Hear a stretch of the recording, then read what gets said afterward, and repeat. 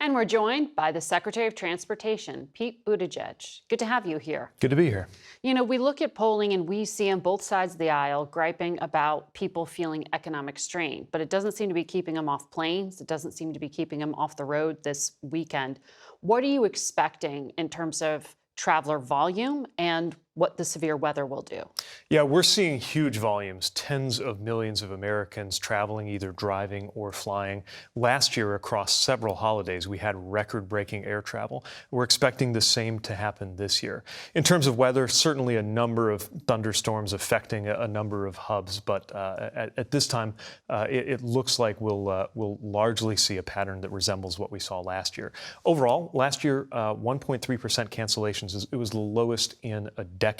We're pressing the airlines to keep that up, knowing that in order to keep that up, they've got to do it across even more volume this year. And that's part of why we're also making the long-term investments we are in things like the capacity and the condition of our airports through President Biden's infrastructure package.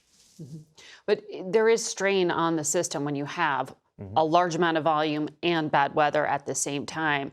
I also wonder, when we see a forecast like we just did from NOAA that we're going to have a more severe hurricane season this summer, what you were thinking and planning for. Do you need to change regulation because of more severe turbulence as well? The reality is the effects of climate change are already upon us in terms of our transportation. We've seen that in the form of everything from heat waves that shouldn't statistically even be possible, threatening to melt the cables of transit systems in the Pacific Northwest, to, as you mentioned, hurricane seasons becoming more and more extreme, and indications that turbulence is up by about 15%.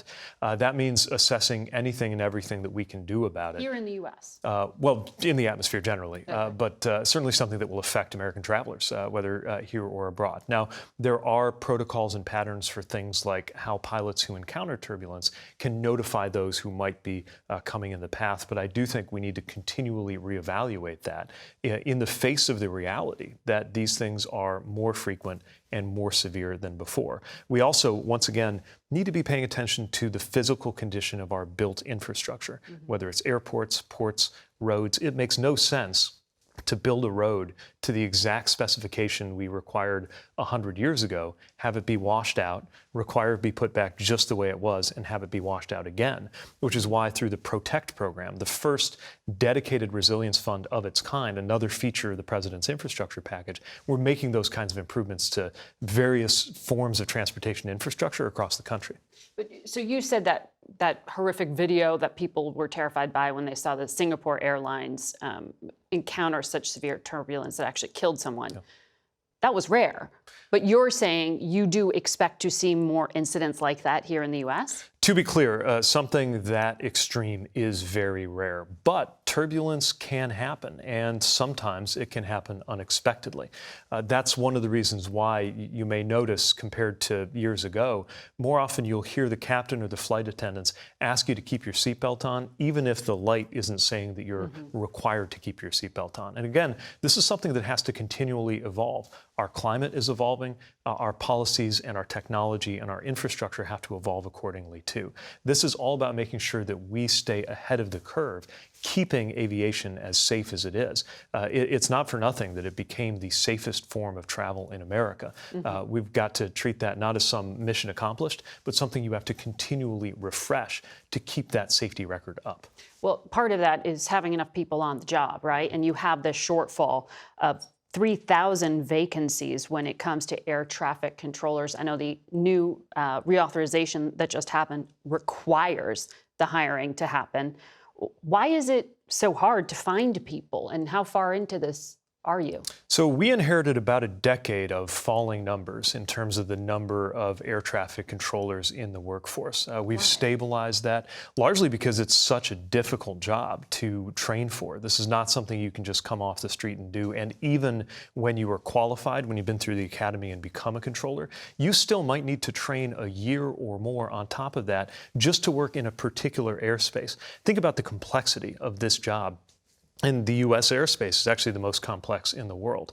The other part of the answer is resources. It's why I'm asking Congress for funds to hire 2,000 controllers next year. That's building on the 1,800 that's our target this year, after hiring 1,500 last year. But believe it or not, hiring 1,500 air traffic controllers, when you factor in departures, retirements, attrition, that's just enough to about break even, which is why we're picking up the pace for hiring. That also means improving our capacity to hire air traffic, to train air traffic controllers. We have a fantastic academy in Oklahoma City. We're working with colleges and universities to be a force multiplier, because what we can't do, of course, is in any way lower the standard. But we've got to make sure more people are brought in, trained, qualified, hired, and retained at that high standard to do that work. Because, as you noted, what I would consider the ideal number of controllers on the workforce is about 3,000 more than we have today. On Friday, Boeing released a report that said they saw a 500% increase in the number of employee submissions about safety concerns during the first 2 months of 2024. This is, of course, after all these high-profile incidents that happened with that plane door just flying off. Okay, it's good employees are seeing something and saying something, but a 500% increase, I mean, that would suggest that there are actual issues here. That's right. There's an encouraging part and a concerning part. The encouraging part is we want Boeing and any producer in the aviation space to have a culture of, if you see something, say something. We want to make sure those mechanisms for reporting work. We have both whistleblower mechanisms to let us know something directly at the FAA, but in a healthy company, that should also be happening within the company. Were they discouraging it earlier? If there were evidence of that would lead to direct action. I'm not here to make an accusation like that at this time. But what I will say is we want to see a culture where that kind of if anything, we want you to err on the side of reporting. So that's the encouraging part. The concerning part, of course, is that any of those issues are happening at all. Right. And that's why Boeing is under a huge amount of scrutiny right now, including from the FAA. The administrator took the extraordinary step of saying that Boeing cannot increase their production until they've demonstrated that they can do it safely. And again, all of this is about making sure that we maintain the extraordinary safety record of U.S. aviation. That's not something that will happen by ever being satisfied with the status quo. That FAA decision also goes with it, that 90-day timeline and report that Boeing has to hand in next week. That's right. Those 90 days, the administrator gave Boeing 90 days to put forward a comprehensive plan. That ends more or less right at the end of May. So we're coming up on the period where Boeing will put forward their plan. FAA will assess it, then begins a process of accountability, monitoring, making sure they're conforming to that plan and that it's getting the results that it should. That doesn't sound like that moves quickly. I mean, the FAA administrator was on another network this week and said Boeing has a long road ahead to improve safety. This is after saying there were systemic quality control issues, the need for real and profound improvements. These are not confidence-inducing, descriptions of the state of affairs there. How quickly is this going to move? Yeah, there needs to be some major change, and that's not overnight work. Now, to be clear, if there were an immediate safety issue, anytime there is, FAA acts immediately. It's why it took the extraordinary step of grounding, for example, all of those 737 MAX 9 aircraft until they could be specifically inspected and returned to service. So while any immediate or clear present issue will be dealt with on immediate terms by the FAA under the administrator Mike Whitaker's leadership, there's also these broader processes, questions of culture that go from the C-suite and the board all the way through to the shop floor in a healthy organization. And what we're really looking for is making sure that you see the benefits, the output of that throughout the organization, and then ultimately in the product, which needs to be at the absolute highest standards of quality and reliability. Often, when we're in a conversation at the FAA making a decision, they talk about 1 billion to 1 standard. In other words, for something to move forward, the chances of something going wrong would have to be less than 1 in 1 billion. A lot goes into maintaining that standard. So that hold is not going to be lifted next week when this report is turned in. That's what it sounds like. They're going to have to do more to demonstrate their readiness to safely increase production. And again, obviously the goal is for them to do so, but only on a safe and healthy basis. I want to ask you about something that we hear quite a lot about on the campaign trail, and that is electric cars, electric vehicles. Donald Trump repeatedly talks about President Biden's decision to force the industry towards making 56% of car batteries electric by 2030. 32, 13% hybrid. Listen to what he said in New Jersey recently. Do you notice he's trying to save the electrical vehicle, but not the gas-powered, which is the vehicle that everybody wants? They're going crazy with the electric car, costing us a fortune. We're spending hundreds of billions of dollars subsidizing a car that nobody wants and nobody's ever going to buy. He's not wrong. Oh, he's on wrong. The purchasing. He's not. Of the 4 million vehicles purchased, 269,000 electric vehicles were sold in the U.S. market. It's up like 2%. Every single year, more Americans buy EVs But than why the year. Well, aren't this we is really seeing it move important. more quickly? Every single year, more Americans buy EVs than the year prior. There are two things that I think are needed for that to happen even more quickly. One is the price, which is why the Inflation Reduction Act acted to cut the price of an electric vehicle. The second is making sure we have the charging network we need across America. Even though most EV owners will do most of their charging at home, if you live in an apartment building or you're driving long distances, you need other options in those chargers. So that's exactly what we're working on. But I want to talk about the bigger point here.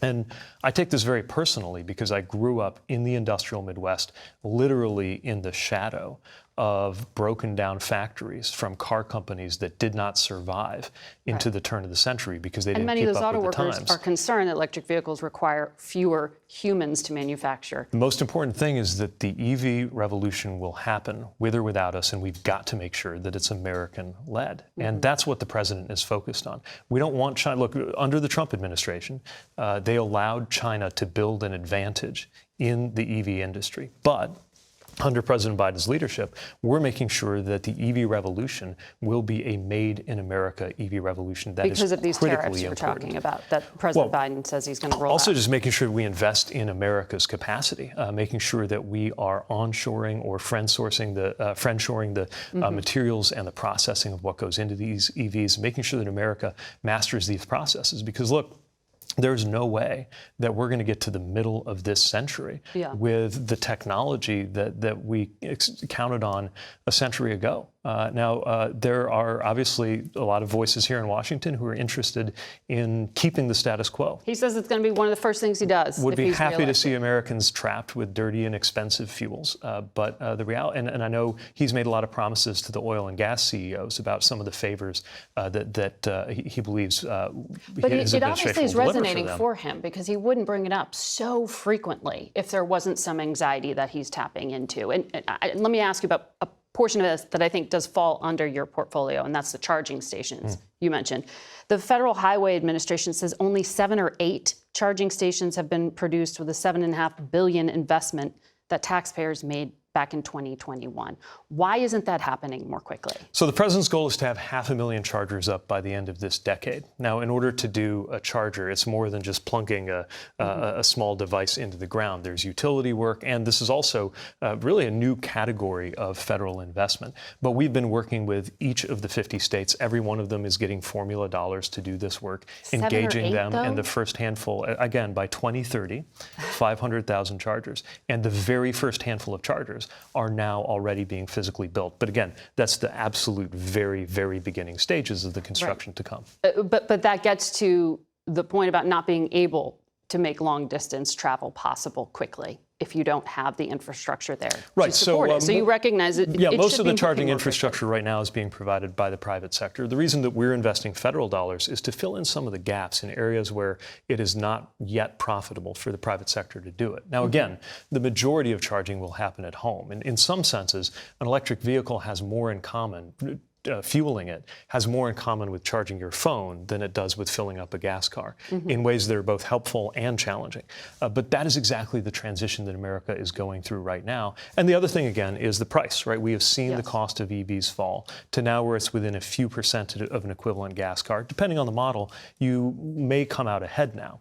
But that was part of these, depending on the model. These tariffs, though, as well, on Chinese-made the tariffs are about making sure that flooding with cheap electric Right. I mean, vehicles. part of what we see, right, is China pouring huge resources into uncompetitive means, or I should say unfair means of competition. President Biden is not going to allow that to happen to the American auto industry. But respond to this, because your fellow Democrat, Colorado Governor Jared Polis, called it horrible news for American consumers, a major setback for clean energy, that President Biden rolled out these tariffs, which he calls direct regressive tax on Americans. And this tax increase will hit every family. Look, Why is he wrong? I have a lot of friends in the Democratic Party who believe in free trade no matter what. President Biden's perspective is a little bit different.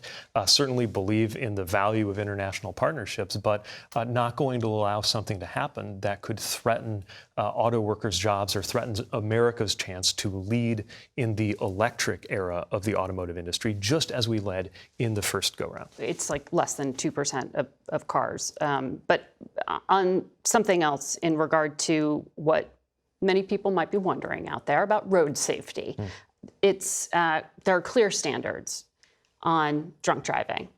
What about high driving? Because there was this New York Times study recently that talked about car fatalities and it being linked to the rising prominence of legal marijuana usage. How do you test for that? How do you cut back on that? Yeah, that's a real concern. It is not okay to drive under the influence of cannabis any more than it would be to drive under the influence of alcohol. And states have enforcement approaches that I think they're developing around the different state laws on what's okay. But whether or not it is okay in your state to purchase cannabis, it is not okay to drive while high. And we have a bigger set of challenges that this is part of when it comes to road safety in this country. We've got to learn as a country to take it as seriously as we do aviation safety, because we lose as many people to car crashes in this country as we do to gun violence, about 40,000 lives a year. Now, one of my main objectives since getting this job, yes, certainly impaired driving as well as distracted driving. Both of those are an issue. We're seeing particularly concerning trends in terms of pedestrians and cyclists, but also, we're seeing things we can do about it, like the new rule that we have put forward that will require automatic emergency braking. And part of what's compelling about that is the sensors on cars that will now no longer be just a bell and whistle on that you pay extra for, but standard on every vehicle.